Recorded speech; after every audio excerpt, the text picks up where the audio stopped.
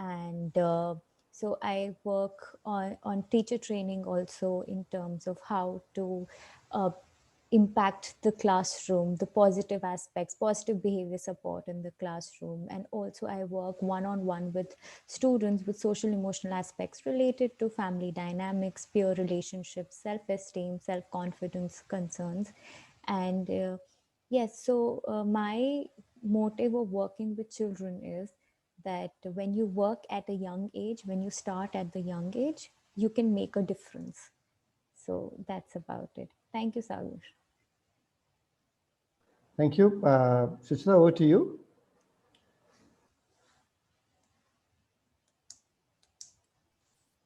Hello, good evening, everyone. I'm Dr. Shuchata Ghapge. I'm a consultant psychiatrist practicing at Meerut for the last 17 years.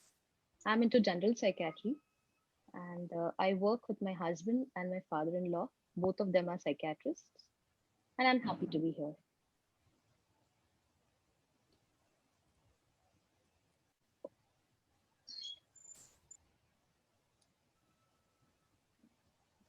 Sagar, you're on mute.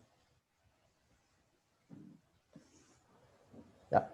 So gaming addiction has been a big concern for parents. I think in all of our individual capacities, we have had clients, concerned parents walking into our offices talking about this, and which is why we've chosen this topic for the masterclass today. And like we always say, it's first important to understand a problem first, and sometimes even decide if something is a problem or not before even beginning to look for a solution for it. Is it not? So let's look at gaming as an industry, and we're particularly going to talk about video games and internet-based games, today, and we'll see what's really happening in this space. And if we understand something well, we could possibly solve it. And if we understand something well, we may not even be as worried, concerned, or scared about it in certain cases. So this entire program is going to demystify this entire rage about is there anything even good about gaming? We're also going to explore that possible that area. What is the desired level of gaming? How much screen time should a child have? And if it is increasing, then what are the physiological, the psychological, and the social impairments that might follow that? So welcome. So essentially, gaming industry today is growing really, really, really big. How large is the gaming industry? It is the movie and the music industries combined. The value of the gaming industry today is close to 158, $159 billion. Okay, imagine how big the industry is now. Okay, and it's growing so big because largely, one doesn't need to go to a particular place or a location to get entertained. Entertainment now is in somebody's hands, right? One has access to games on a smartphone, on a computer. They can play it anytime, anywhere. And along with the internet penetration, along with the penetration of smartphones, this number is really going up, and it will continue to go up, is what we expect, right? So if there is so much of money involved, right, what are people who are creating games? What is the gaming industry really doing? Okay, so the industry essentially wants people of all ages to be hooked to their product, right? So how do they do this? There are a lot of strategies. There's a complete book on how some of these products that were seemingly harmless, seemingly not even an important aspect of our life, how they've suddenly become something that's completely indispensable in our life. And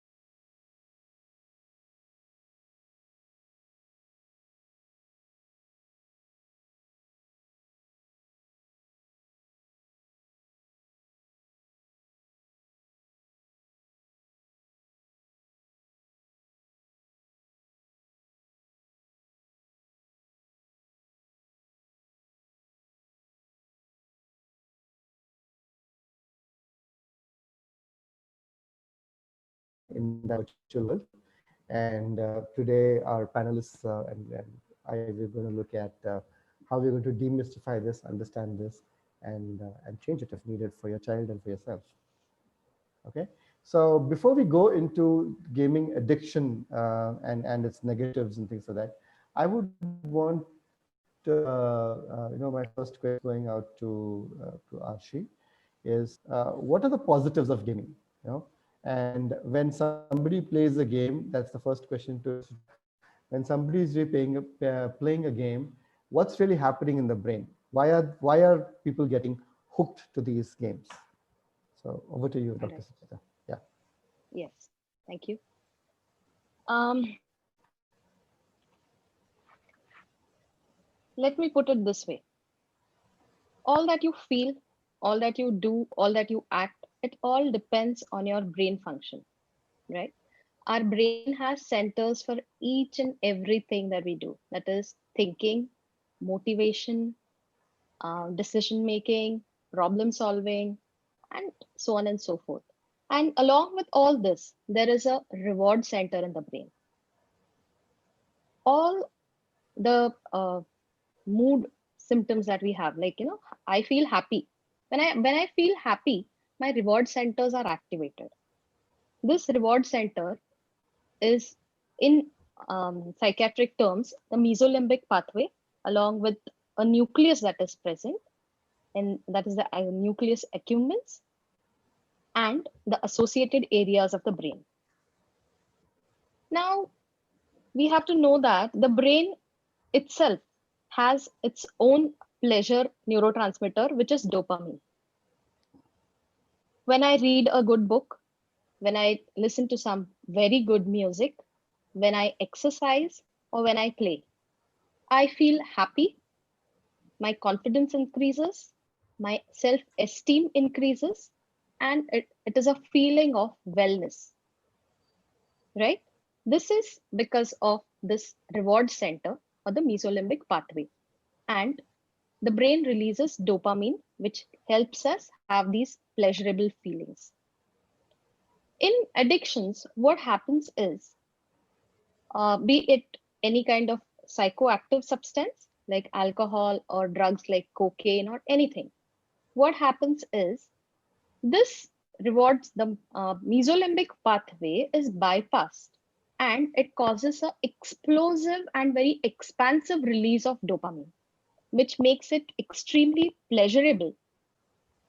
And that sense of well-being is what people look forward to, and they get hooked onto it. A vicious cycle starts. I want to keep feeling good. I want to keep feeling well. So I have to keep doing it all over again. Right. So this is what it is in the brain. So basically, it is the reward centers. Here, I would like to tell you about an experiment that was conducted on rats. The same area of the brain, that is the reward centers, were electrodes were placed in the reward centers of rats, and the rats had to press a lever for these reward centers to be stimulated. So when the rats realized that by on pressing the lever, they were going to get a sense of pleasure or a sense of well-being, the rats continuously started doing that. So this was just a small experiment to prove that the stimulation of reward centers gives us a feeling of well-being. And basically, I think that is what all of us are looking for in life, right? We thrive to be happy, Mhm. isn't it? Sure, sure. Yeah. And here's an interesting question, right? When we were talking about to one of my clients, and we said that to put it in very simple English, the unconscious mind it does not distinguish between real and unreal, which is why we freak out if we see a scary dream, or at times when we are watching a movie and when we see that let's say the hero is really beating up the villain and the bad guys, and people are on the edge of their seats, almost as if they were doing it themselves, right? So do these dopamine pathways also get stimulated when we're seeing like something like this, or if there's like a real like a cliffhanger of a cricket match, and people almost feel as excited as probably having hit that century or a double century themselves. So is there a connection between that and what you just explained, Dr. Suchita? Yes, there is. Right, There right. is. So, Right. all right. And so if I'm playing a video game where I'm really probably bringing down the bad guys, or if I'm climbing up in a particular level, or if I'm doing certain things, would it give me a similar kind of a high, if I may? Yes, it would. Right. Okay. Great. Great. So moving on. Uh, yeah, that's essentially a representation of what you've done, right? And Yes. what's the connection with the prefrontal cortex here? See, each and every part, like I said previously, okay, each and every part of the brain has projections to other parts. All the parts of the brain are connected with each other, right? Prefrontal cortex is the area which helps us in making our decisions. It keeps a check on our behavior. When these centers are working in association and working properly at the right pace, things are good. But if there is some sort of a disturbance in all these centers, then we see addictions. Here, I would also like to make a mention that mm, these addictions, uh, whatever we are going to talk about, gaming addictions, the changes that take place in the brain in gaming addiction are found to be similar to the changes that are seen in alcohol and other substance abuse as well. So we need to take a note of that. We really don't look at it very seriously, uh, and we try to put it away as simply, okay, this is just a gaming disorder and the kid will get over it. That's not the case, because there are brain changes that are seen. So we really need to look at it very, very seriously. Right. Yeah. So thanks for sharing that part. So Ashik, coming to you, we've seen the neurobiology or the neurochemical advantage of what's happening when somebody's paying, and then there's a pleasure center getting activated. So are there any psychological sides to this? What are the positives in terms of gaming? I mean, I do understand that there are certain benefits like development in cognitive benefit, functions in certain cases. Maybe a spatial sense is getting better. Maybe a little bit of eye-hand-eye coordination is getting improved and things like that. But of course, we will look at what is that thin line between the advantages and the disadvantages. But at a socio-psychological level, what are really the advantages, and why do children or even adults get hooked to gaming? So basically, when we come to gaming or any other activity that gives us pleasure, or a success rate, or where we feel a sense of control, or where we feel a sense of choice, that's where where how do we feel when we go for our hobby, right? When we are back from dancing, or when we are back from something, there is a sense of autonomy, there is a sense of self efficacy. So there are a lot of psychological benefits that can be derived when we are gaming as well, because like you were saying that the thin line between the real and unreal, when we are a game when we are playing games, or when we are watching the movie, it happens as if we are doing. So in that fantasy world, there are a lot of things that we feel motivated for. So it can be including a sense of self efficacy, where we are confident in our ability to have control over our own motivation, behavior, and our environment. Like when we are gaming, we can control the things over there, like how the game would look like, or how am I going to go to the next level. So there's also called a self determination theory, which talks about intrinsic motivation. So motivation that comes from within, what we are going to talk about. And there are basically three components that come under it: autonomy, competence, as well as relatedness. So for autonomy, there you have, like I said, you have a feeling of control, you have a degree of choice that also gives the motivation and improves my self-esteem, that I can have certain control in my environment. So it can happen that the child, kind of generalizes that also in their social world, with peers or with families. And also when it comes to competence, the feeling that I can achieve something, the feeling that even after so many levels or even after so many difficulties, I can still achieve. So that also relates, contributes to my self-esteem, where that my initiatives are being rewarded for, like what ma'am said, the reward centers of the brain. So that is also, I'm getting reinforcement again and again and again, so that builds up my confidence as well, that yes, what I'm doing is meaningful and it is giving me a sense of competence, that I can do things. And also relatedness, because when children are playing, they are playing also for pure acceptance, right? So when they go back to the classroom, they're talking about what they did the last night over the gaming, and they connect to people, they connect to each other in a virtual world as well as the real world. So it also happens that kids who are not really social in the physical space, they come out with flying colors in this virtual space, because they do not have that inhibition that they have to now talk to people, they are behind a screen. So it becomes easier for them to socialize to the same peers who they are not able to socialize in the physical space. So the sense of relatedness, that I can connect with people, I can make friends with people, and I can be accepted as well, that's also some motivation. And also the positives of it, that they can socialize in the physical space as well as the virtual space. And also the experience of volition, effectiveness and social connection, it should yield enhancements in well-being.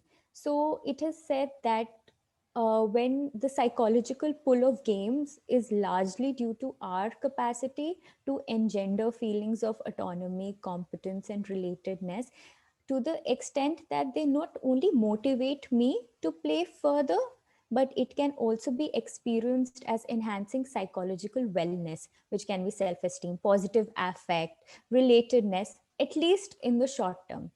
And also there are certain components attached to it when we come to achievement component or social component, like that. So in when we're talking about the sense of achievement that I feel, there is a when we are gaming, there's a desire to gain power, progress rapidly, and accumulate all the reinforcements from the games. So it can energize the kids and it can help them get into the flow and then work on things. Like after a good gaming session, they might be able to focus on the things that they are not really looking forward to, maybe a difficult homework, or it just increases their hormonal level, or they just get energized to the extent that they can handle another task which is not that they are not fond of.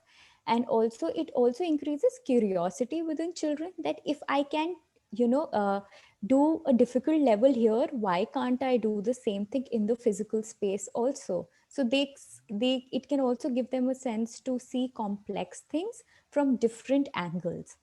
And also the need for competition, like maybe in the physical space they are not really competitive, but when they see that here so much of competition and I can still achieve them, so they it can also ignite that urge to never give up and be persistent, because gaming gives you that option to replay things, right? So being persistent, so I've seen children getting stuck on the same level for days, and they are being very Mhm. persistent, and they that can also have the power to generalize into their physical space, to be persistent about things and never give up attitude.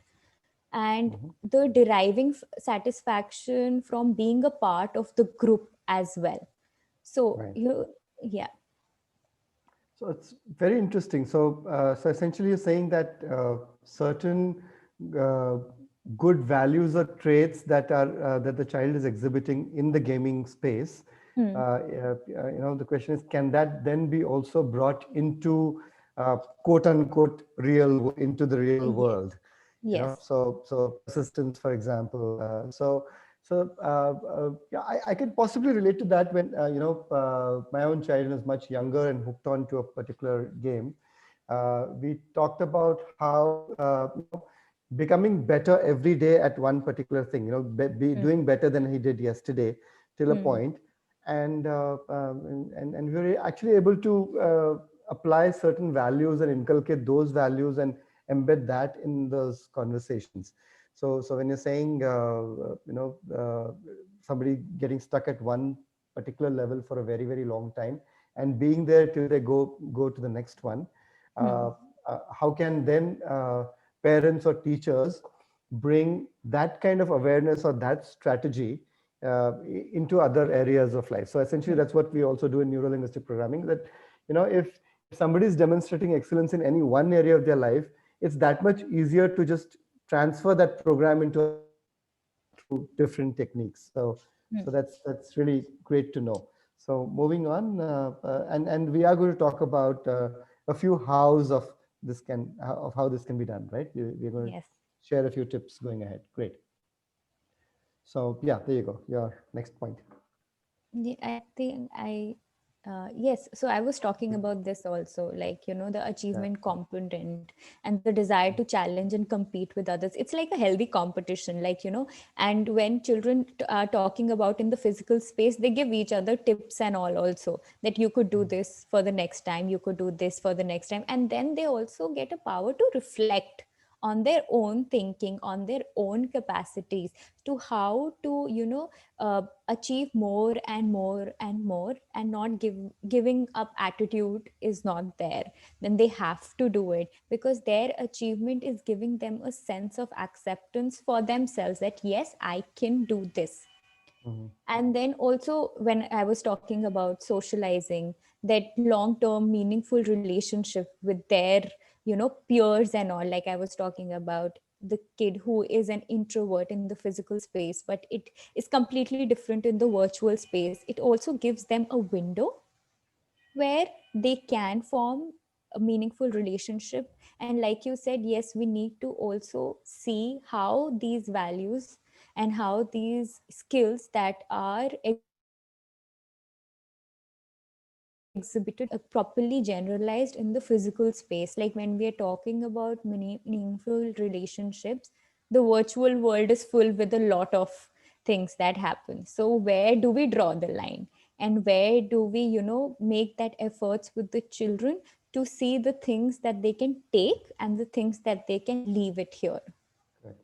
And which is where I think the parents' role really becomes so important, doesn't it? Because let's say in cases where parents are completely dismissive of this child's effort or determination that you said, saying Hmm.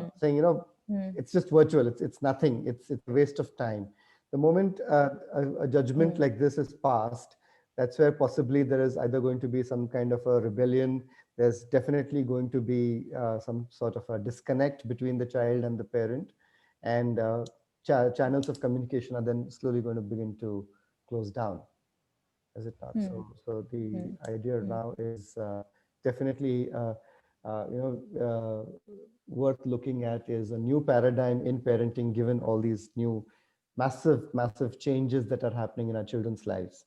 And like every generation, probably we are going to feel that, oh, we had to flex ourselves for our parents because they wanted us to do certain things, and now we have to change for our Yes. children.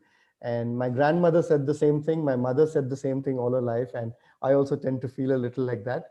But possibly when we are in these active years of our parenting, we possibly have to be flexible on both sides, and the more flexible we are, possibly the greater the chances of connecting with our children. And that, I think that's a greater need, because especially because if a lot of their social needs are being met behind a screen, there's the need for us to even connect with them deeper, and the onus of that definitely comes on us parents, doesn't it? Yeah, the first step is acceptance by your your parents. That's the first step. And even if it's about gaming, the acceptance of it, the acknowledgement that yes, you are doing it because of this purpose.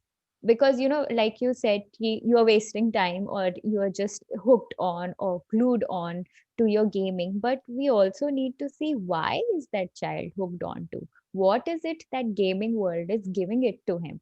That's why, he or she is hooked on to it. So once we open that channel of communication, I think a lot of things do fall in True, place. true. And everything that the child is experiencing, or even for adults, right? Like you said, if you see a nightmare, if you see a very scary dream, even a 30, 40 or a 50-year-old would kind of wake up very disturbed. That's because it's real for them.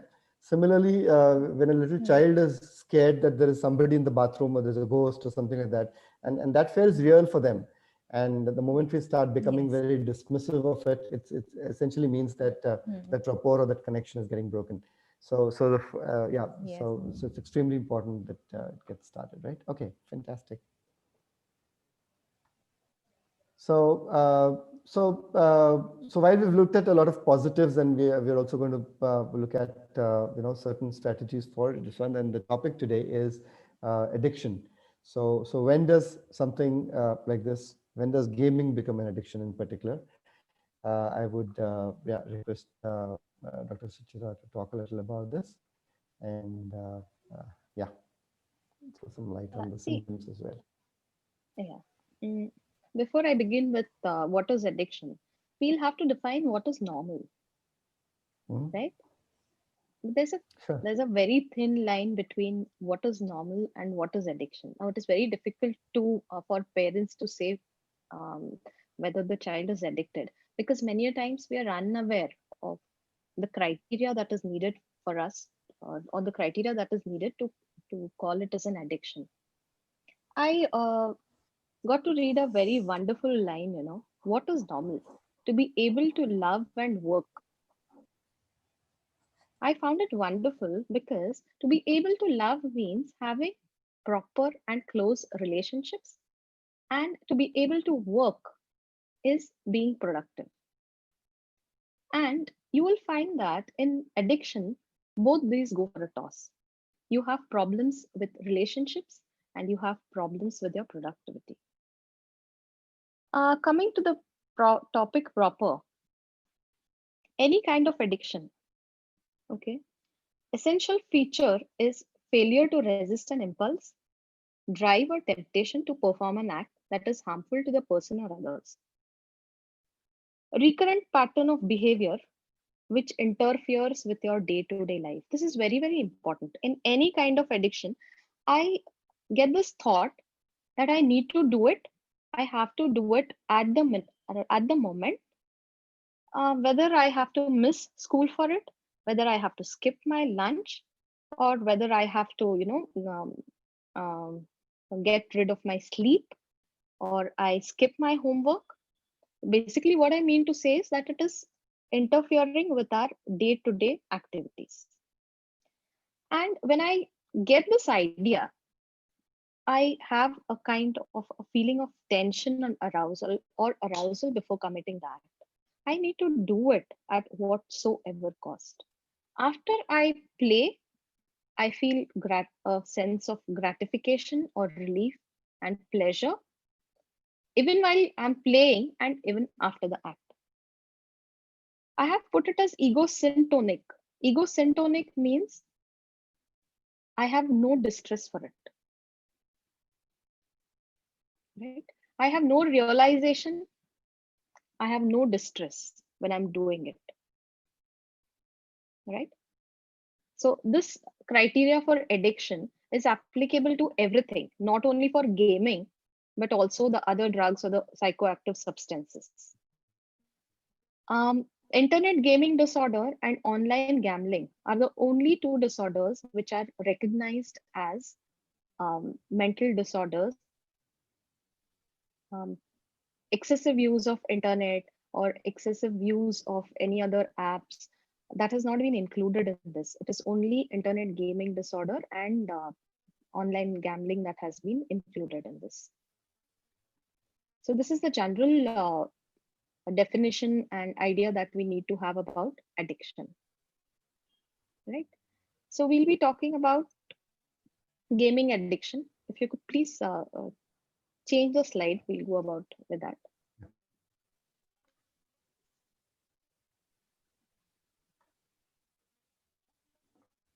Yeah, got this. Yeah. Yes. We talk about the DSM-5 criteria. This is a criteria that we use. DSM-5 and ICD-11 are the two criteria that help us in classification of the disorders. According to this, it says that there has to be significant impairment or distress in several aspects. Impairments we were talking about, the day-to-day functioning, socio-occupational areas also there is impairment. Experiencing 5 or more symptoms within a year. This is one more thing. Like I said, it does not include problems with general use of internet, online gambling, or use of social media. This is only for gaming addiction, this criteria. All right, we move on to the next slide.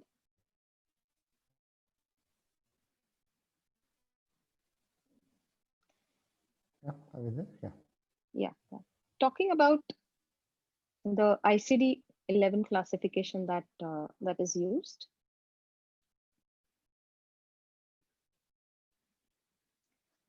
The child is preoccupied with gaming. Even though I'm going to school, I have this thought at the back of my mind. I'm attending a class, but at the back of my mind, I'm preoccupied with what games I have played, what games I will be playing, whether I lost, whether I won, or what more should I be doing with this. I am preoccupied with this gaming. If I'm not allowed to play these games, I get withdrawal symptoms. Now, the withdrawal symptoms are in the form of irritability, temper tantrums, adamant behavior, restlessness, anger outbursts. I have developed tolerance. Initially, I used to play just 1 or 2 games, which gave me a lot of pleasure and a sense of well-being. But gradually, I have to increase the number of hours or the number of games that I play to get that high. I continue to play games despite facing problems. Say it could be I face problems at school. I'm unable to do my homework. I skip my homework. I skip out on a lot of other activities that were previously enjoyable. I played on the ground, but now I don't find it very interesting. I don't want to mix up with my real life friends. I'm happy with my virtual friends. Sometimes I really feel that I should quit gaming, but that doesn't become that's really not possible. Initially, we see that the gaming it starts as a recreation. Either it is introduced by the parents or I have seen my friends play, and gradually I have turned to it. Once I get to know that it's giving me a lot of pleasure and I feel I get a sense of well-being, my confidence increases. I want to play it very, very impulsively. And gradually, I never realize when it becomes a habit. We'll move to the next slide. All the severity depends on the amount of symptoms that I have. The duration that I need to have these symptoms for is about a year's duration, but not necessary that I have to have any of these symptoms for a year or so. Depending on the severity, we decide the addiction, whether it is mild, moderate, or severe. So that is another thing. Yeah, there's some issue with the slide sharing, I guess. Yes. Okay, I'll continue. Can you see it? I Yeah. Yes, deceiving family members or others, I begin to tell lies. I just read about a person who was into gaming. He was doing his work online, and his parents were of the opinion that it's all right, he's working all the time and stuff. But later on, they found that the whole night this guy was playing games, and his parents weren't aware about it.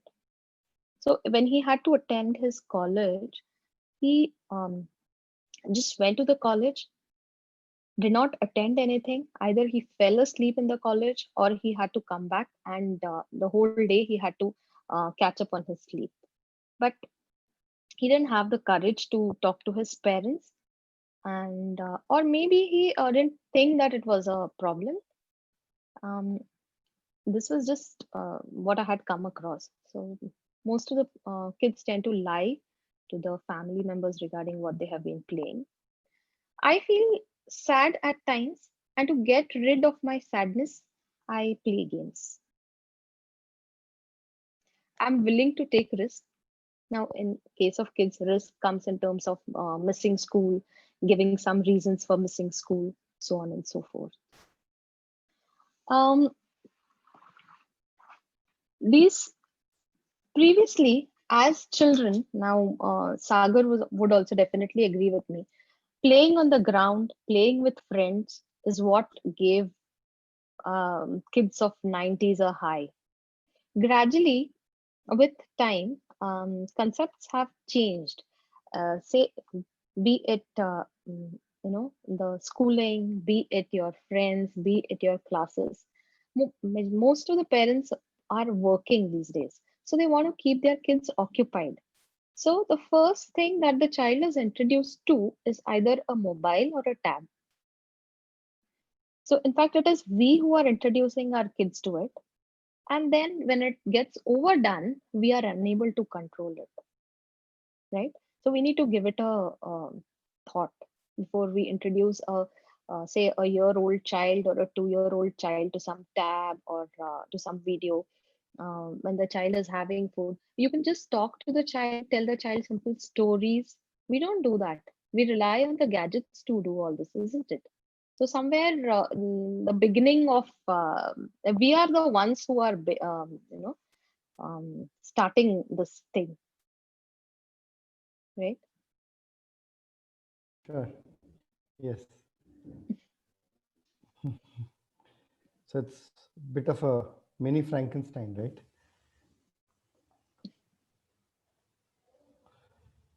Okay. So Archie, what's your point of view on addiction, and how does this pan out here? What are the risk factors that are associated with addiction? Hmm. Hmm.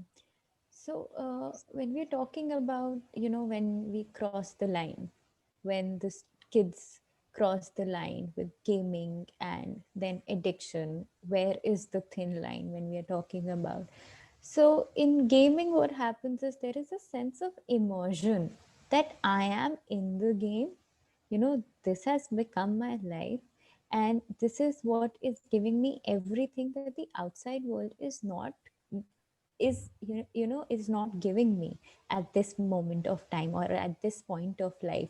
And it is that sense of immersion is basically connected to the perceived in-game autonomy, the perceived achievement factors, the perceived social factors, when we talk about why the child is hooked on to, right? The why is the child hooked on to gaming? So kids who the students or children who are hooked to gaming, it has been found by research that there are a lot of personality factors that are associated with it.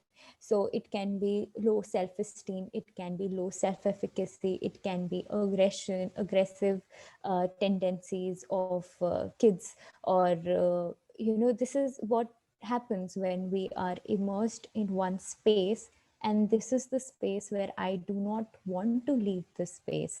So, and also a lot of family concerns which crop in, that why is the child is escaping the world, the social the social world, which is the physical space where his friends are, or his peers are, where his family is, where his siblings are. Why the first question is, why the need for this immersion, why the need for gaming, so that like ma'am was also saying, that again and again I have to play it, I have to play again and again. It's like, I am satisfying a sense of self, I'm satisfying some part of me which I'm not getting outside. So, then we have to see whether the peer relationships, how the peer relationship are, and then also, the family dynamics, and how is the child's protective factors. So basically, does the child have enough protective factors? Also, when we talk about protective factors, is whether the child has a space to go to, whether the child has a space to talk about. So are the protective factors actually do giving that space to the child? Like, if I go to my mom will be there listening to me, or if I go to school, I will have peers who are waiting for me. If I am in a class, the teacher will be there listening to me. So are my protective factors in place? And if they are not in place, then what is the concern? Like, why are they not in place? So we talk about that. And also the motivation when it comes is that, am I escaping the stressors outside? And then the online relationship, maybe I do not have friends outside and I'm making relationships in the virtual world, because nobody comes with the real name in the online gaming. Everyone has a pseudo name and everyone has a pseudo personality, which is not true. So we are actually getting attracted to people who are not, who are not actually in the real sense. It is their virtual identity. So my virtual identity is getting attracted to another virtual identity. So it is basically also the difference between my ideal self and my real self. So my real self is this, and when I'm in the gaming world, it is my ideal self. And I have the resources to do that. I have the resources to become that ideal self. And also, like, then escapism. Why am I escaping? So these are the risk factors that we need to look at. What is the motivation behind the child sitting in front of the laptop or a computer for hours? Yeah.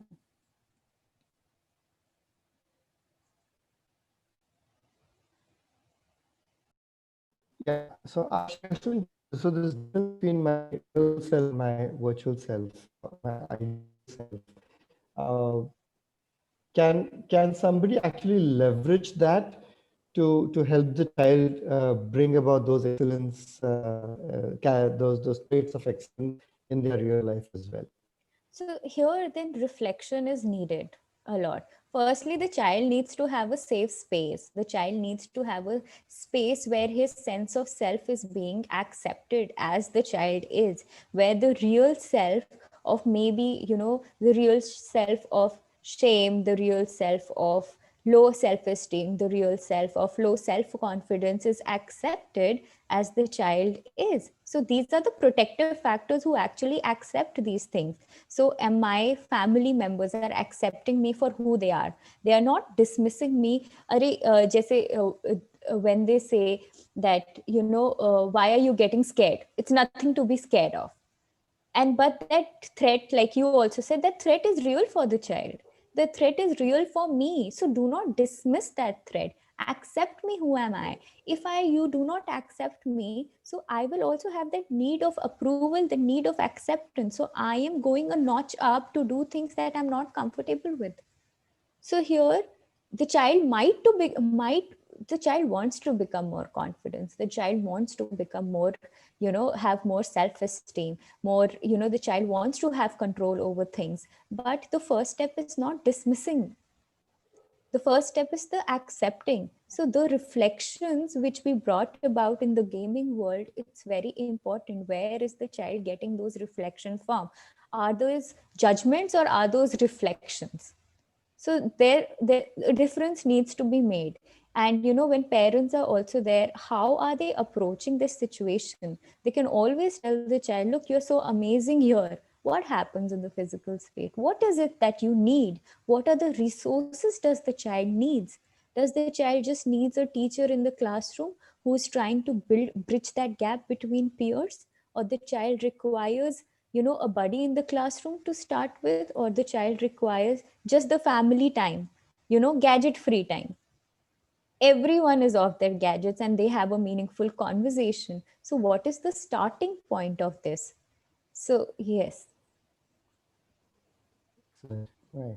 So we were just observing the other day, in terms of an investment that it's different kinds of investments that people make in their lives, and a great deal of investment happens in, getting an education, buying a house, or even in holidays and things like that. And most people are not really formally trained to be parents, right? So parenting is it just comes either from patterning how people are parented themselves, or parenting is just taken for granted, isn't it? And and and So and uh, and think about it. You know, parents do invest a lot of time and money and energy into building a future for a child. So the intent is very much there, uh, but a lot of times there are a few skill gaps, aren't there? yes, so when we're talking about parenting, it's a very tricky, subject, and it becomes, it's kind of hits people somewhere when we are talking about parenting. When you're talking about parents, also, this is the way you should, treat, work with your child. So that's first thing. I don't know how to work with my child. It's my child. I know the best. Yes, parents know their children the best. But what are the parenting aspects are you applying on it? A lot of times, if you keep a check on yourself consciously, a lot of times you are saying things that your parents have told it to you, right? So there have been times where consciously you filter out, because these are the things that you didn't approve of your parents, but still you are doing it with your children, still you are doing with, kids or students. So yes, so it also depends on the attachment style of parents, that how their attachment style panned out. Whether they had they had a secure attachment, did they have an insecure attachment, did they have inconsistent parenting? So these things are what we are grown with. So it becomes our grounds of existence. Nobody can take me out of the inconsistent parenting that I had. But what can, help me reflect on it? So reflection becomes very important, and that's where professionals come in view. So when professionals are helping you reflect, they're helping you reflect from an unbiased, stand, and they're making you reflect from your point of view, rather than getting their own, subjectivity in it.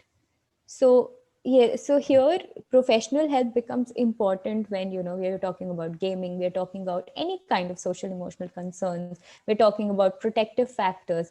A third person will help you reflect on it. What's going on? What's the matter? Because until unless a third person is not able to, help you reflect on it, you might just feel that this is the way I am and I'm satisfied with this way. But a lot of things that our parents did with us, we are not accepting, we are not, we didn't approve of it, but somewhere we are doing the same thing with our children. Absolutely. And possibly in the context that our parents did their parenting was very, very different than today. And just as we are hiring business coaches to become better professionally, we attend a lot of skill development, we attend a lot of training programs, for different areas. Possibly this is one area where that's really being neglected, right? Simply for the lack of quality training material and coaching available out there. So Is it? basically it's consciousness. How conscious are you of your parenting style? How conscious Yeah. are you when you talk to your children? How conscious are you when you snap at them? How conscious are you when you sit for the big conversation?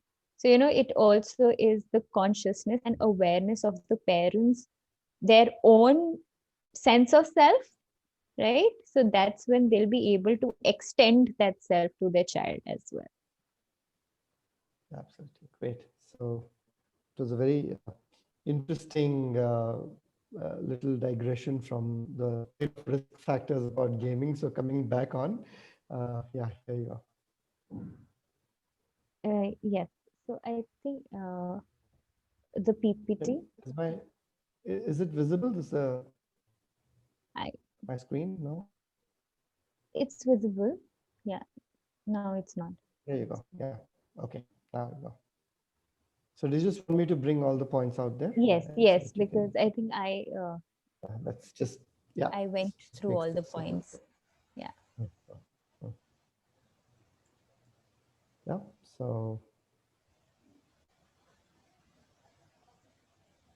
Dr. Sridhar, any comments from your side so far on what Um, Arshi just mentioned? Because yeah, she's explained it wonderfully. But I would just like to add that giving your kids time is equally important. Giving them time and communicating with them is equally important. What happens these days is, because we are all working, we just try to make up by giving them some gift, or just trying to please them and getting away with it. um, so we need to give children quality time, and you need to have your communication absolutely correct with them. That is what I think that is equally important. sure, sure. So it's all about avoiding taking those shortcuts and engaging the child. Like I've seen 2-year-olds being engaged because the child not eating that well. Get the child hooked to a YouTube video and then feed that child very quickly before the video is completed, and then basically that results in the child basically getting anchored into watching television while eating, because it's very Yes. similar to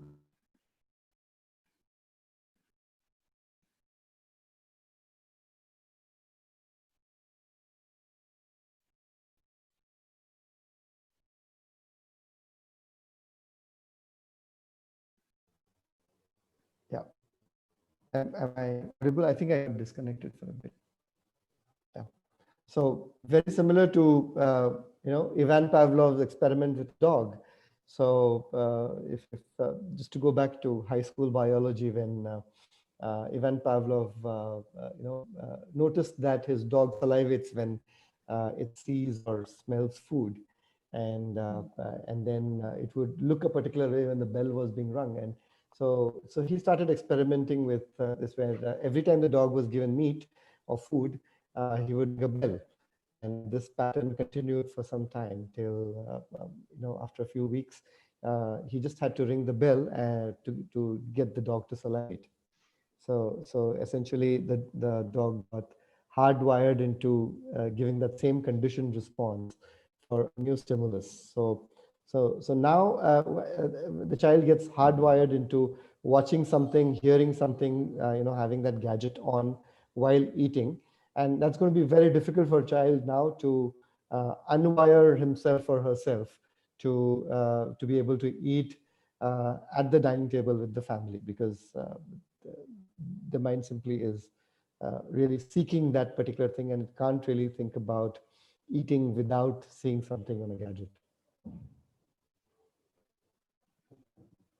right? So moving on. So if you can start about talking about how can we help children with uh,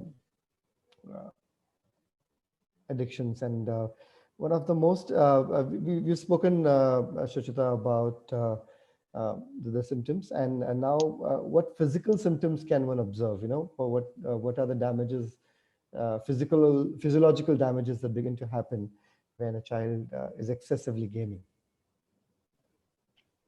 um See, the whole day, basically what happens is these kids play games for hours together. It could be 6 to 8 hours or more than that, or whole night, right? So the first thing that comes is early in the morning, you see a very, very tired and fatigued child who's lethargic, who has absolutely no energy, who's very, very drained.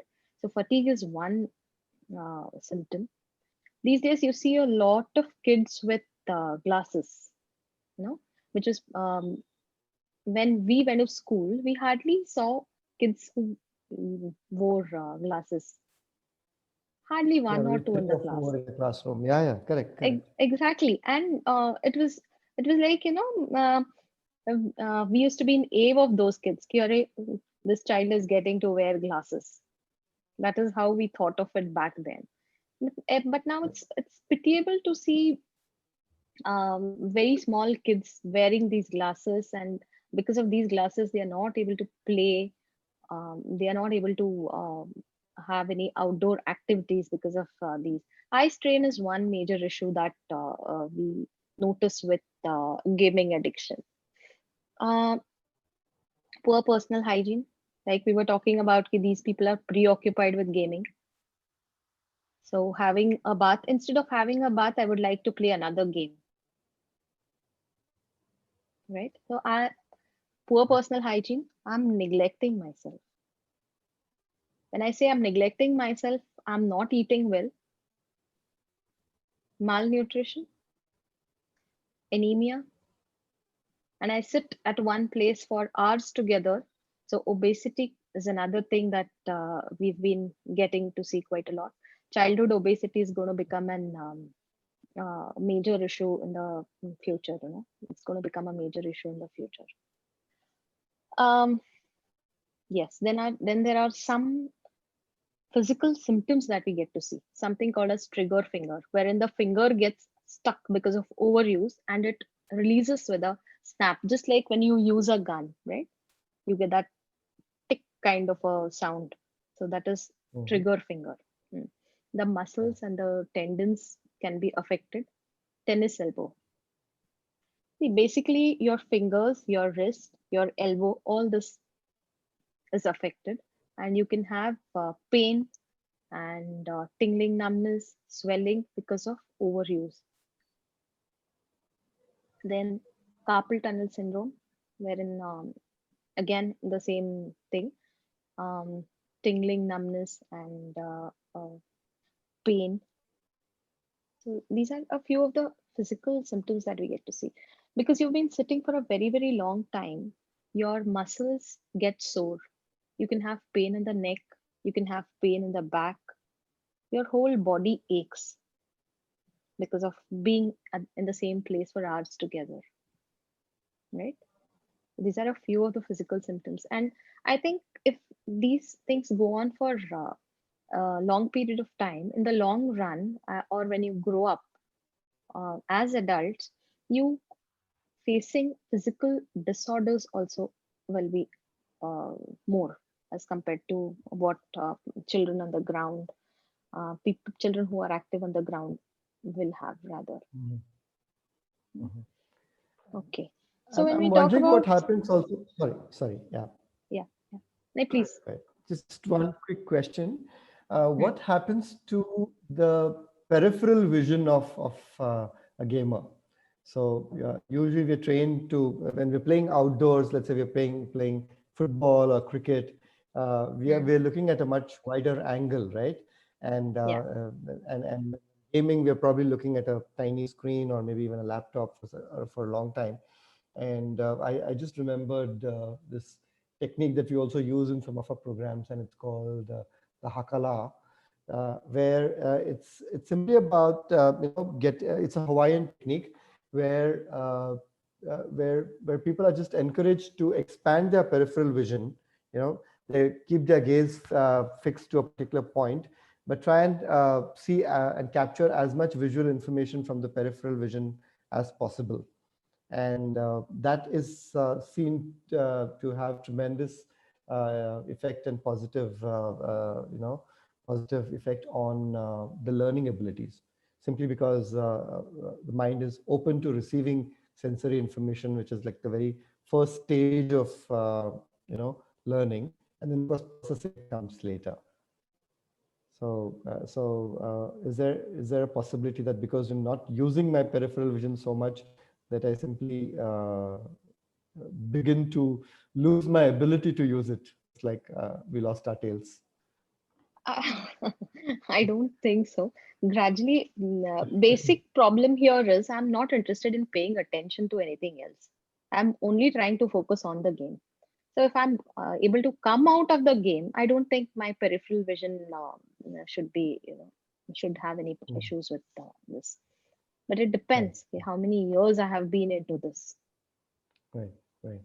So yeah, the need to look into the peripheral vision essentially is diminishing. So I'm not Yes, doing that, and that would be an immediate effect, and yes, that essentially would mean that I'm paying less and less attention to my environment, yes. I'm disconnecting trying to from. get rid of anything that was going to distract me.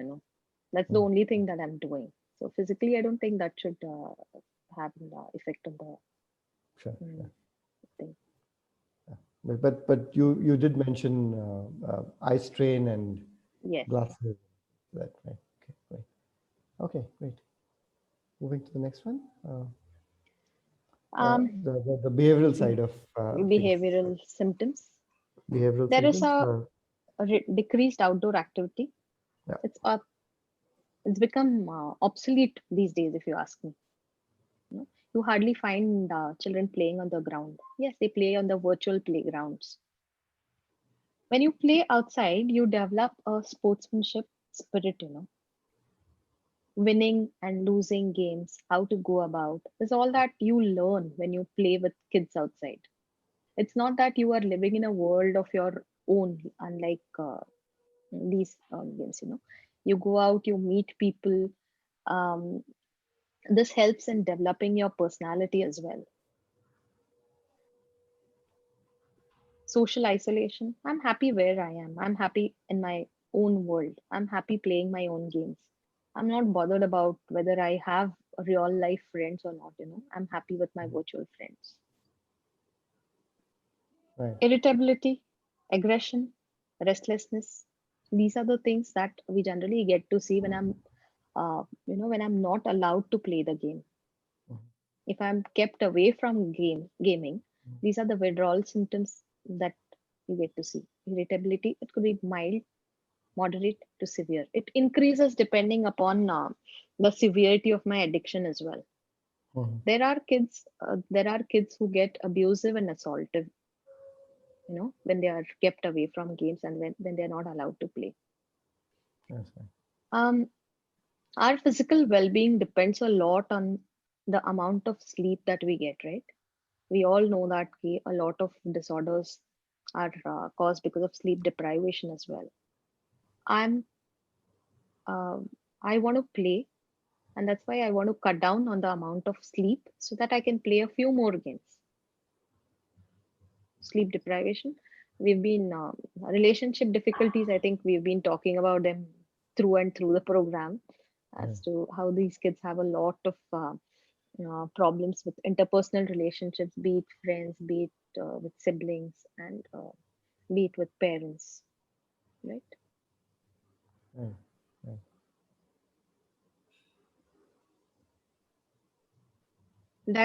Diet related health issues, we have spoken about them. Self harm and suicide. Here and there, we have heard about a few cases of kids who have attempted suicides or who have, in fact, even lost their lives because of these gaming addictions. Um, there have been a few cases of self harm as well. You don't allow me to play, I'm going to bang my head. You don't allow me to play, I'm going to cut my wrist. So this threatening behavior, temper tantrums, all these things also um, we get to see when you try to keep a child away from gaming. Now, of course, it depends on the severity. Here, I would again like to make a point. Okay, when somebody threatens, okay, I will end my life or I would kill myself, we really have to look at it very very seriously, because these children can really harm themselves. So the parent shouldn't take it lightly. Okay, it's all right. He just threatens. It is not only just a threat. there are kids who have really lost their lives because of these things. So uh, anything but this needs to be really looked into, and the Correct. parents have to keep a close watch on the child. Correct. Correct. So to speak, And put that in terms of risk management. So even if the parents' perception of this threat, the probability of the child doing that, if even if the parent think that it's very, very, very low, hmm, but even for that teeny tiny chance that the child might, the yes, severity is so high, right? The severity is so yes, high that even the teeny tiny possibility needs to be covered, and one has to really pay a lot of attention to this. And yes. Anybody who voices suicide, you have to pay attention to them. Not only kids. Let's just a message across. Anybody who voices suicide, you have to take it seriously, and these people need help. absolutely, yes. Uh, Suicide and then murder. There have been But cases wherein the one or two cases wherein just because the children were deprived, the adolescents or adolescents, the children between when they were deprived of gaming, there have been cases where they have in fact assaulted people. There have been fights over these issues and leading to murder and stuff. So again, depending on the severity. So basically, we really need to keep a watch on the behavior of the child, the way the child talks, what are his views, and the severity of the gaming. So we have to really keep all these things in mind when we look at a child who was into gaming. sure, great. Yeah. Anything from your side, Arshi? And I would also invite you to talk a little more about relationship difficulties, because the immediate difficulty is, of course, coming in the interaction between, let's say, siblings and parents and probably peers. The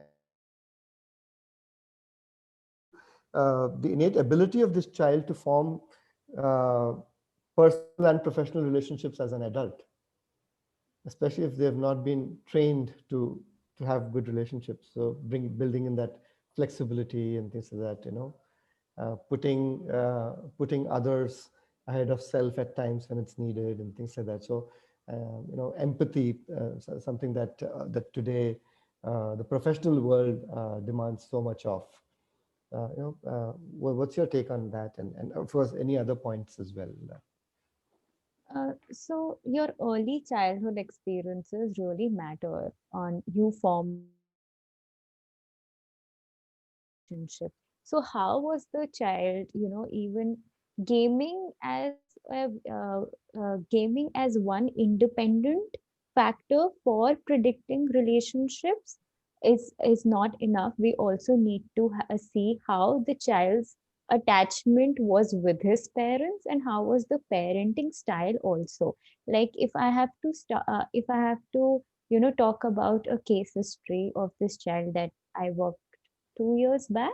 So this child started playing game when he was in grade 4 and he was around 9, 10 years of age.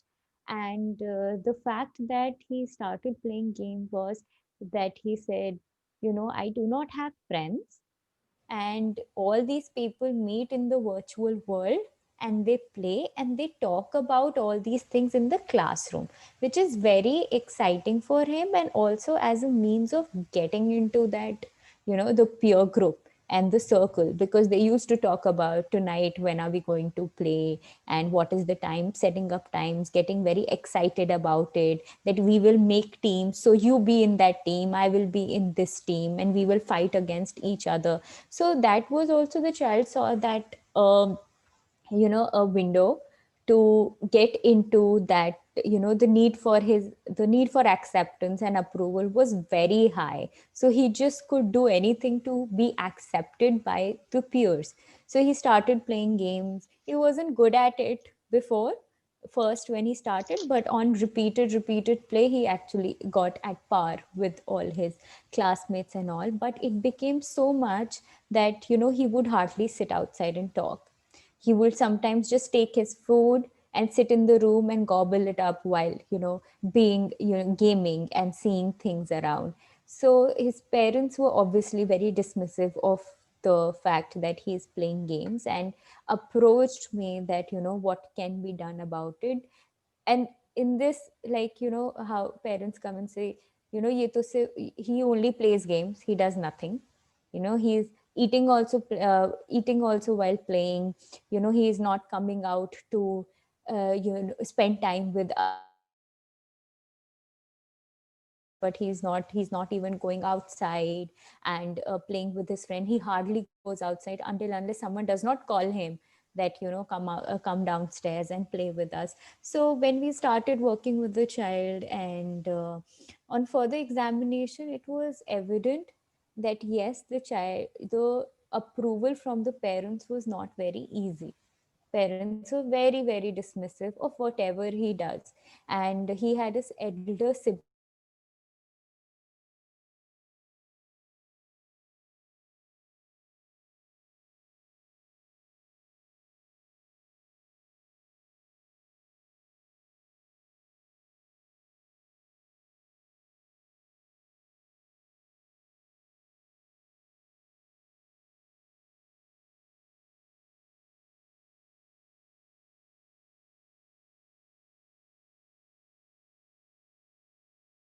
saying one thing, that he could be powerful and he could use whatever he wants, and it was very important that he could replay.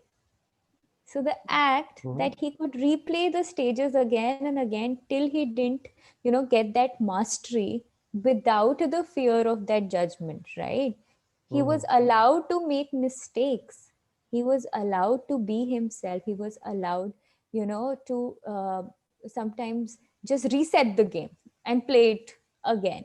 So that was something that he was getting from here, the reinforcements, like new rewards coming up, new things that he got, the how he could just set up himself, look, the ideal self, very masculine in nature, and very confident in nature, his the entire attire. So these things were fulfilled by that. So that obviously becomes difficult when forming relationships in the physical world, because in the physical world he has been conditioned and he has learned that whatever he does is not going to be good. So for him, it was very difficult to give himself credit also for things that he could actually do. It was not that he couldn't do anything. He had a very analytical mind. He had very Mhm. a good grip on subjects of science or maths.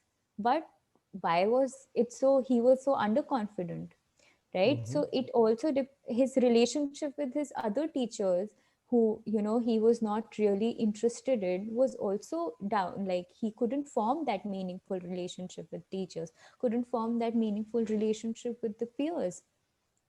So yes, building relationship becomes difficult for the child. It also, not only related to gaming, but also his or her physical spaces, or her home environment and the school environment. And engaging in a fantasy world is also a coping mechanism, right? And it does impact your real life interaction, and social interactions become limited, because what I can get easily, why should I go outside and get it when it takes twice and thrice the amount, which I spend over here. And for meaningful relationships, it needs to start from home. So the first step will be a parent intervention, parent child relationship, and that's what sets the basis for future relationships as well. Yeah. Yeah. Yeah. Thanks for the perspective. So let's look at how addiction can be managed. And for those cases which have gone well into the addiction zone, and if a medical intervention is warranted, then what do we really need to look at? What could be the line of treatment?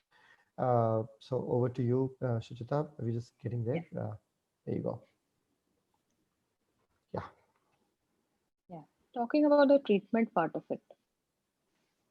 Treatment, in terms of any addiction, we are treating drug addictions and alcohol addiction with medications. There is no medication that can be prescribed for this disorder, so it is going to be basically all the therapies and therapeutic interventions that play a very important role. But one thing that we really need to treat are the comorbidities. Now, what are the comorbidities? Comorbidities are conditions that exist with this disorder. So it could be depression, it could be anxiety, it could be attention deficit hyperactivity disorder. Um, Talking about depression, one thing that we really need to know about depression is that depression in children is different from what we get to see in adults. Um, like the child can be irritable, wakes up from sleep, fearful from sleep, doesn't eat well, um, has problems in school. A child who was previously doing well in academics suddenly has problems in school academically. Weeping spells. These children have mood fluctuations. They lose interest in their day-to-day activities. So, basic thing is the parents need to identify the coexisting conditions, and their treatment becomes necessary. When we talk about anxiety, these are children who cling to their parents. They are very, very scared. They are unable to carry out activities on their own. They are fearful and they worry about little things. They are scared that something bad may happen to the family members. They wake up fearful from sleep. So we need to identify depression and anxiety, and these conditions need to be treated. Here, we have to really, you know, decide whether this depression and anxiety is pushing the child towards gaming, or they are just coexisting. And another condition that we really need to look at is ADHD, that is attention deficit hyperactivity disorder.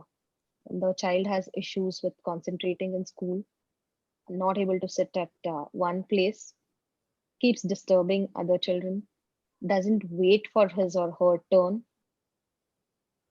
You normally find these children jumping all over the place. They pull something, and they are very, very uh, distracted.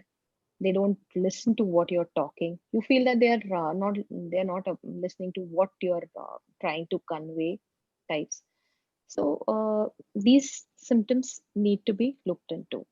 And yes, like we have been speaking about the low self-esteem, low self-confidence, aggressive kids, or kids who seek thrill, thrill in each and every kind of a thing. So basically, we need to identify all the risk factors. And what I feel is that prevention is the best thing when it comes to this gaming disorder. And we all know that anything in moderation is good, but you never know, when that thing changes to addiction. So the best thing is keep a watch and try to identify the risk factors and take care of them as early as you can. Um, no medications per se. Medications need to be prescribed only when the child has any of a comorbidities like depression and anxiety and whatever we have been speaking about. So mainly it is therapies for these this kind of addiction. And And yes, I psychoeducation. Yeah. right, right. And I would like to reiterate here, please seek the help of a medical professional here. Do not even think about self-medication. Please do see a psychiatrist in case you see those extreme symptoms. And in most other cases, a psychologist, a certified psychologist or therapist should be able to help you and your child with this. Yes. And Sagar, I would really like to take this opportunity and make a mention of the stigma that is associated in consulting a psychiatrist. People need to be aware of this fact that just like the body can be unwell, so can the mind, and we shouldn't really be ashamed of consulting a professional. Not only psychiatric medications, but any other drugs as well. You shouldn't be taking it on your own. And yes, of course, the stigma concerned with psychiatrists and psychologists has been gradually decreasing. But I think psychoeducation has a role to play in these things as well. Learning Yes. to identify that this is a disorder that needs to be treated by a psychiatrist, or a psychologist needs to counsel. We people, most of the times, they don't accept that they have a problem, or they need to consult. So it is just that Mhm. they try to solve the problem by themselves, like, it is just a family having a discussion about what can be done. And Mhm. because, like I said, because of the stigma associated with it, um, they really don't want to consult. So that is one thing that people should let go of the stigma, and try and seek help. The child can do a lot better if helped in time. Yeah. Absolutely. Yes.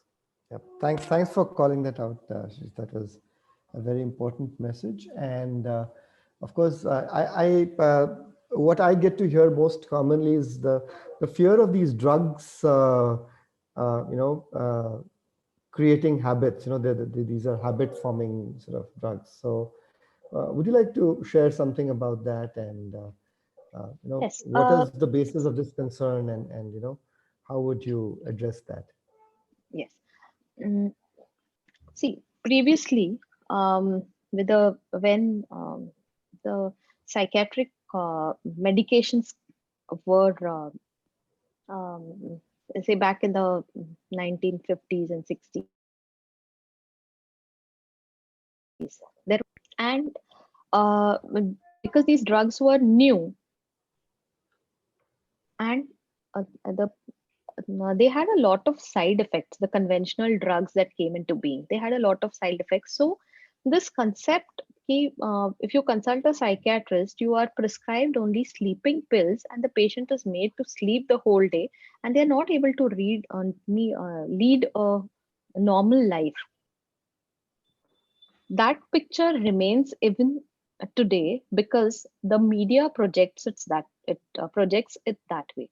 You will see it in a lot of movies, mm, that somebody is on psychiatric medications, and then they are unable to do anything, and they sleep the whole day, they lie in bed, and that's the picture that is painted. It's not the same case now. Now there are a lot of newer medications which come without side effects. They definitely have their own set of side effects, but if given properly, um, these side effects can be minimized and taken care of. But what people do is, once you give a prescription, they continue to take the same without consulting. That is the major Right. issue. And when they get back to you, they would have taken the medicine for ages, right? So you need to take a proper mm, consultation. Okay, I have been prescribed these drugs, say, for a month. I need to go back and see the doctor after a month and decide whether my medication needs to be the same, or whether my dose needs to be reduced, or depending on how I'm doing. But people don't do that. Just one consultation, and you have them taking the medicine for days together. And then they come back saying, ki, I have been having side effects. I think, but you need to come back and see and get it adjusted, right? Right.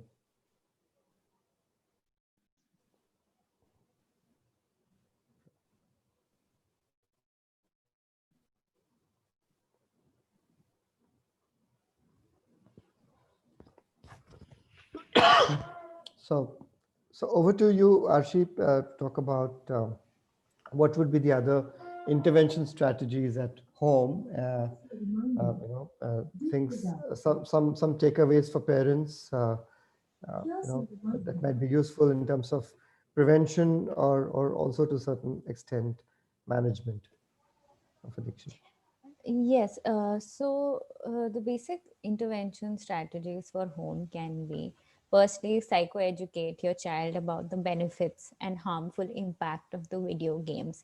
So, until unless you're not talking to the person who is in question, like if you're not talking, you're not, even when people go for psychiatric treatment or therapies and all, they need to know why they are going, or then they need to know what's happening with them. So as a child, and they also have the right to talk about what are the benefits and harmful impact of the video games, and understand their perspectives, so to see where both of you can come in between and find a way out, where it's a collaborative effort, and it's a collaborative decision on how much time need to be spent on gaming, or how much time it needs to have the family time. So, and also effective tracking of playtime, that there needs to be a consensus between the parents and the child, that how much we are playing, and which sites we are playing, and what kind of games we are playing, because there are a lot of sites which are very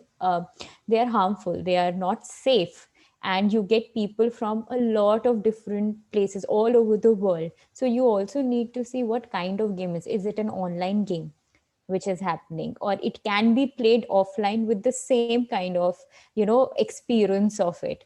So that needs to be seen, that where the child is engaged, which playing games the child is engaging in, and also the opportunities to socialize. It's very important that the children get that opportunity to socialize, also at home and also outside. So when we talk about spending time together with families, efficient family time together, it is at home and also outside with other people, so that the children also know that, or also understand why socializing is important, and they going out and playing, they are going out, like for younger kids, like 7 8 years of age, there can be play dates where the family members meet together and they are playing. So they need to have that dedicated time, that yes, these are the 2 days, or 2 days or once a week we are going to go out, we are going to meet people. And where are we going out? Are we going at her home and all the kids are again back to playing games on the video, or it is an open space where they have to be with each other, socialize, talk to each other, and play the outside games. So, and also it's very important right now, because kids of all age have a phone.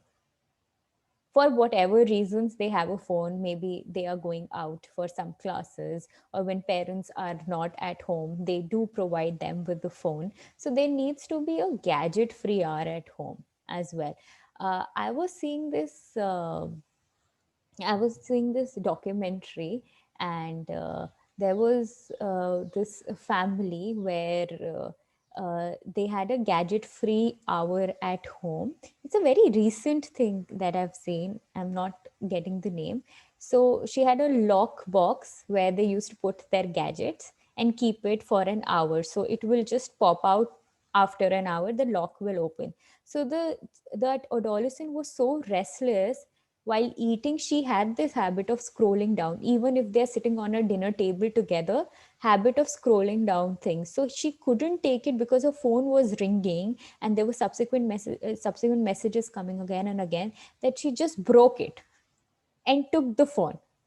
That I cannot, that the anxiety, that who is messaging me, who's calling me, I need to see, that gratification needs to be there. I have to see what's happening in my phone. I might be missing out on something.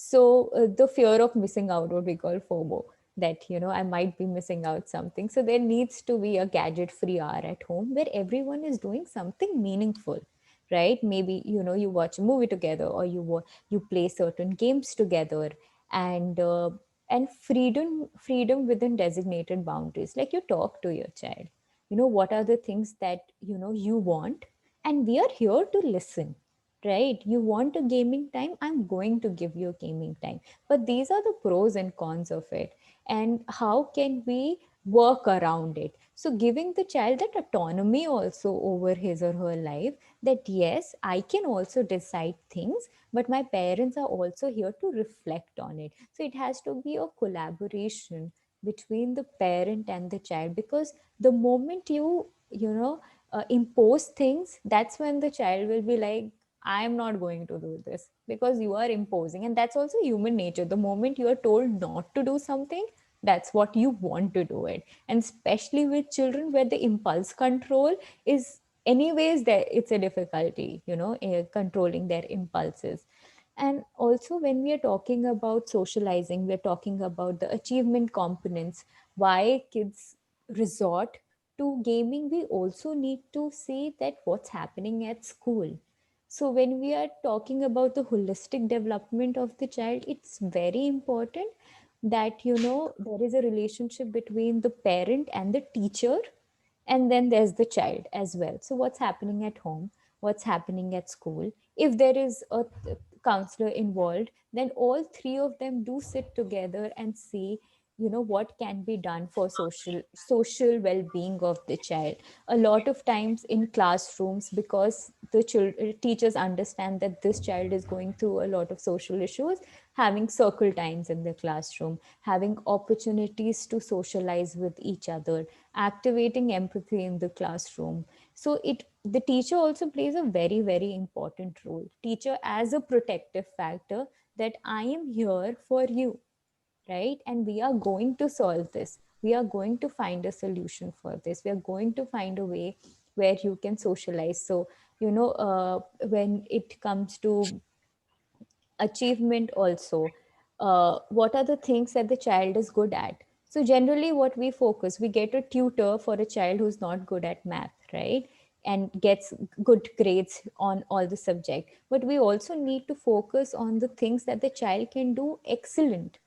Even if it's a one thing that the child can do very well, we need to focus on that as well, to improve the sense of self efficacy, improve the child's self esteem as well. So that will be possible when both teacher and the parent together are there. So it's important that with school also, we pan out that how things can go about, and having a open conversation with the child, both from the teacher's front as well as from the parents' front. And open communication is the best way to find a meaningful solution, because that's when the child feels heard, right?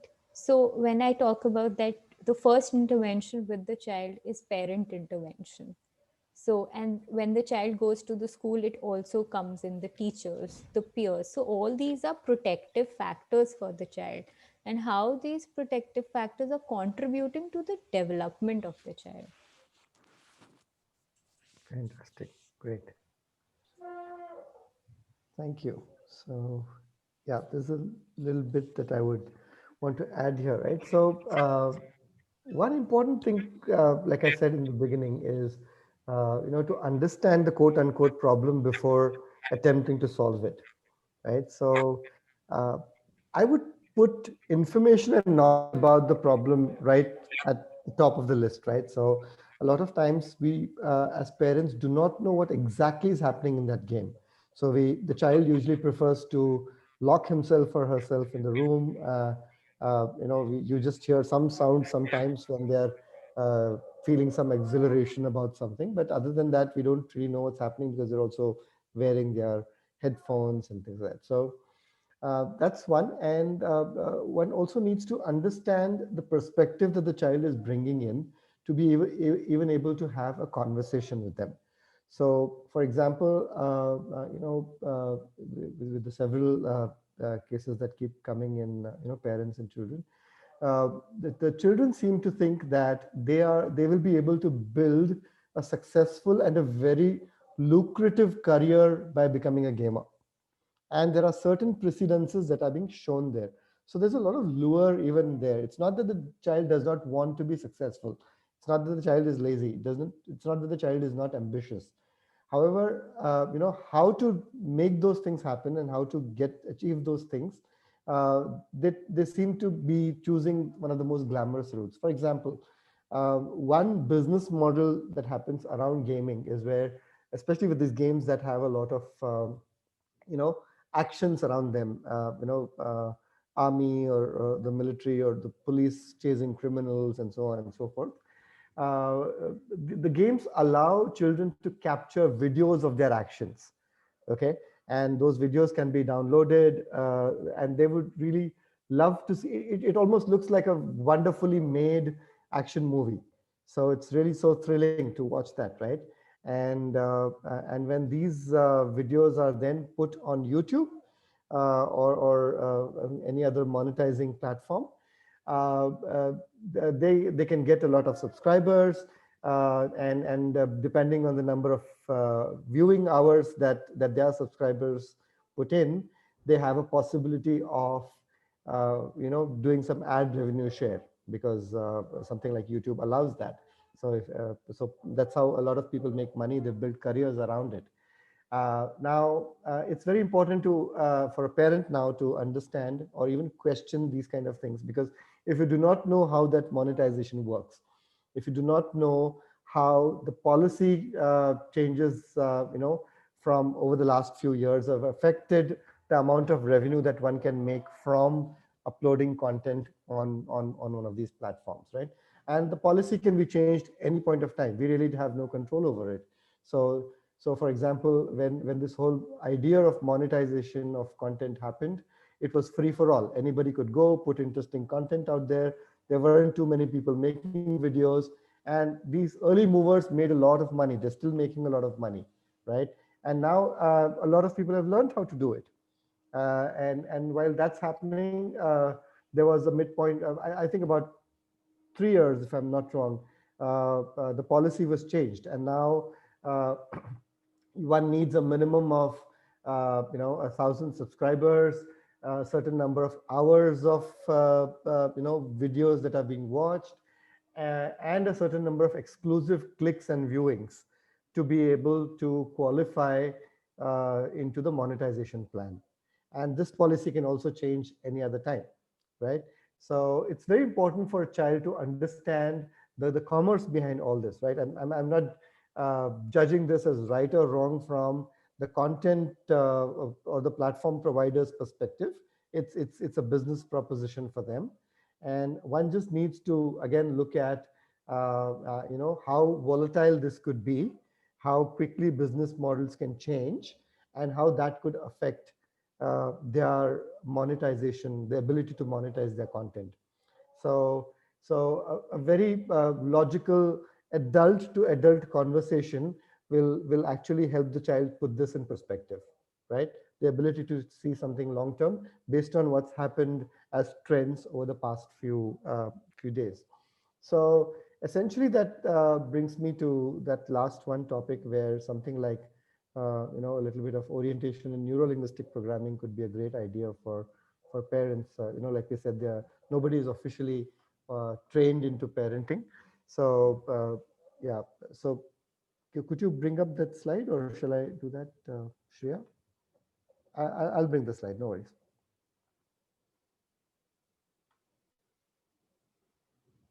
Yeah, my apologies. So with multiple people having connectivity issues, so we just 2 minutes, okay? So here's one simple mantra or one preframe that we always have. That's RRROE, and the first R being rapport.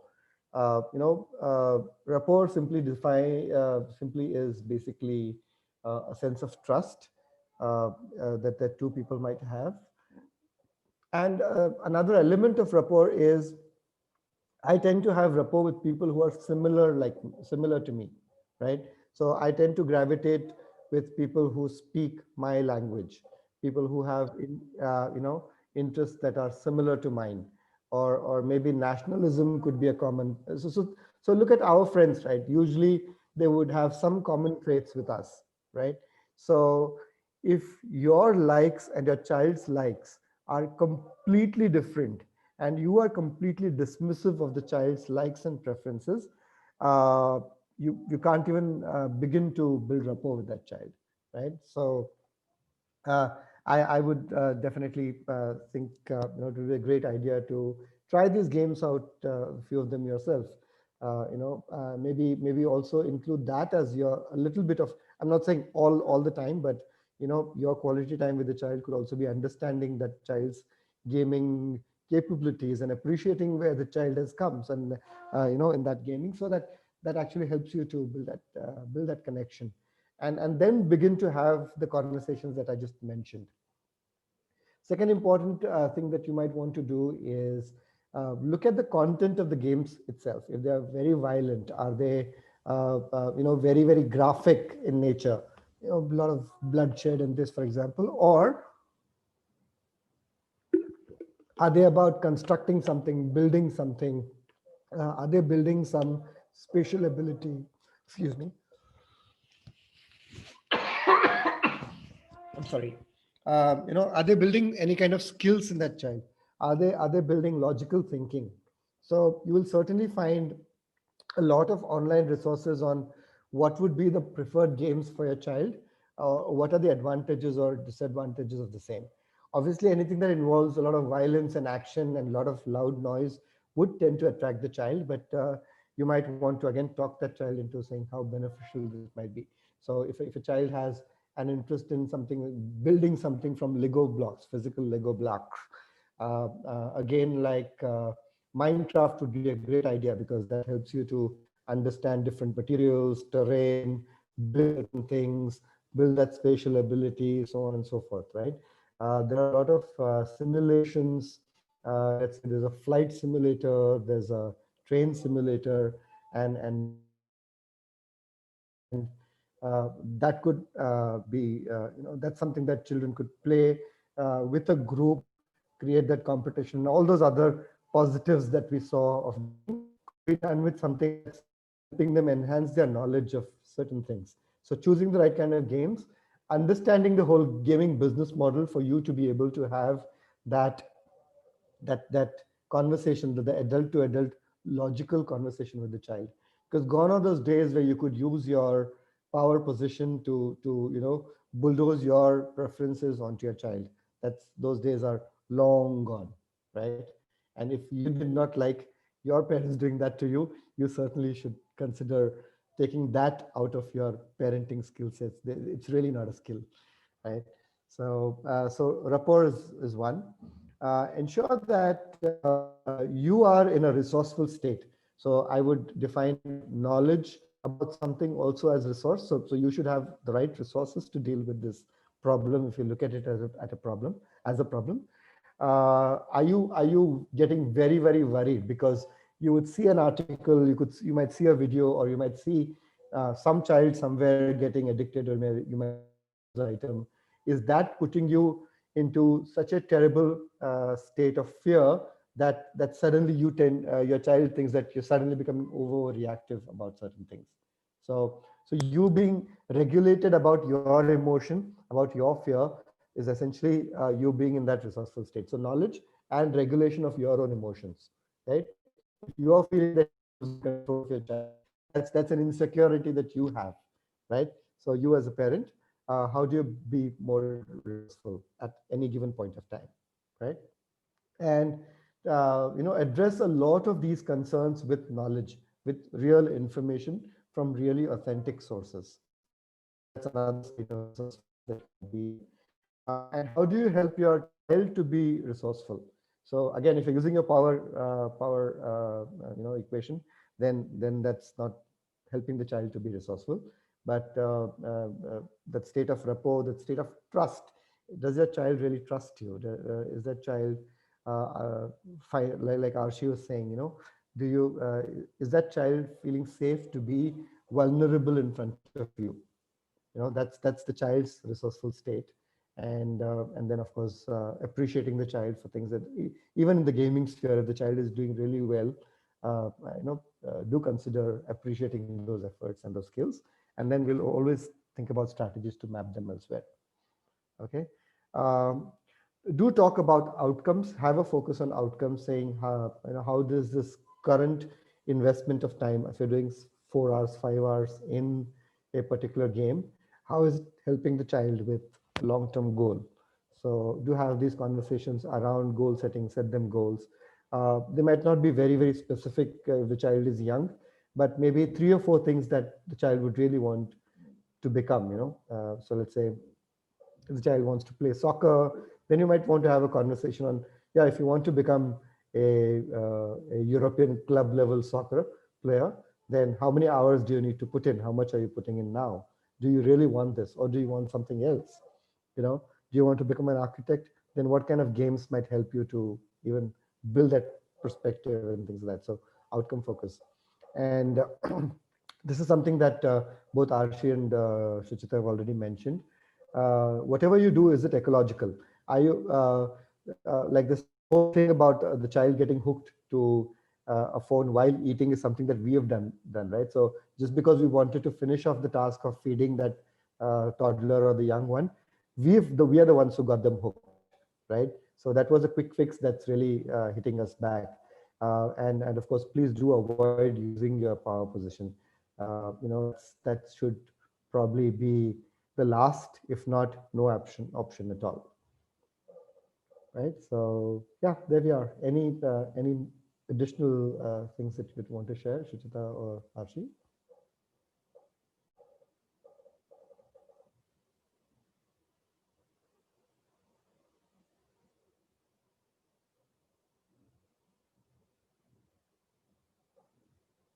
Yeah, you're muted. Could you please unmute yourself? Yeah.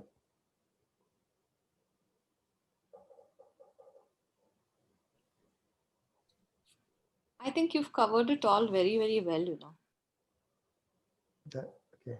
This. Okay. Thanks. Thank you. So Arshi, how about you? Yes, like what you covered, what ma'am covered, and what I covered. We've actually covered the entire dynamics of how how to differentiate addiction and what are the positives of it and how to cope up with addiction. So I think we've given a good a start off for parents or whoever is viewing us, and these interventions and strategy will also help. Like it's a start from where to work upon the Yes. child or the student. So yes, so I think we've covered it all, and this last point also, like the power position and the quick fixes, it's very important on how we go about being with the child and hearing the child out, and from what position we are hearing the child, and the relationships we also build with the child. So I think, yeah, I think we've covered stuff.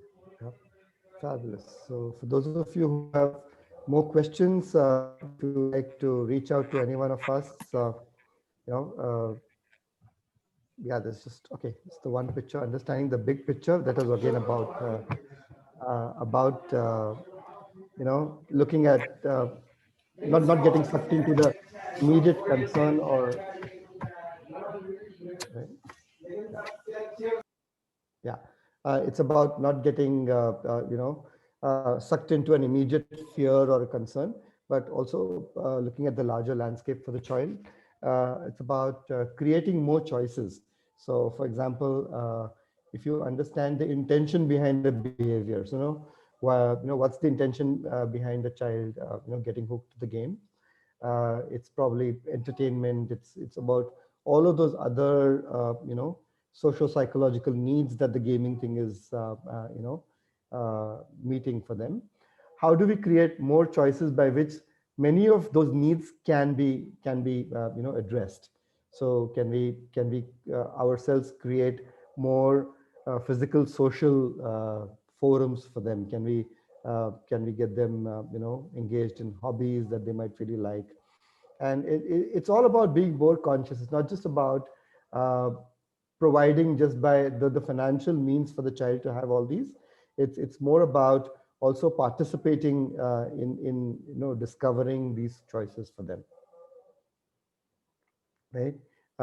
Separate behavior from the intent. So if you understand the intent, you might be able to create more choices for them, right? The other one is be very, very observant, look for patterns. So while we're saying that in today's time and age, you can't really deny or keep them completely isolated from gaming or the internet or any other things. It's also the need of the hour. It's also going to be an integral part of their professional lives moving forward. But the moment you see certain concerns, if you see concerns of attention deficiency, if you see concerns of the posture, if you see any of the other physical symptoms that Dr. Suchita has mentioned, that would be a time for you to take a closer look and possibly think of an intervention. So do reach out to us at contact@mygrowthzone.com, and that's also our website. And we would be more than happy to get back to you if you have any queries for us. So thank you so much, and stay safe and take care. Thank you. Thank you. Thank you so much, Dr. Suchita and Arshi, for giving so much of your time, sharing your expertise and knowledge and your point of view. And we do hope that this will be useful in triggering a certain awareness for parents and children, and would lead the way for right kind of balance between gaming and not crossing that thin line. So thank you so much. Thank you. Thank you. Thank you.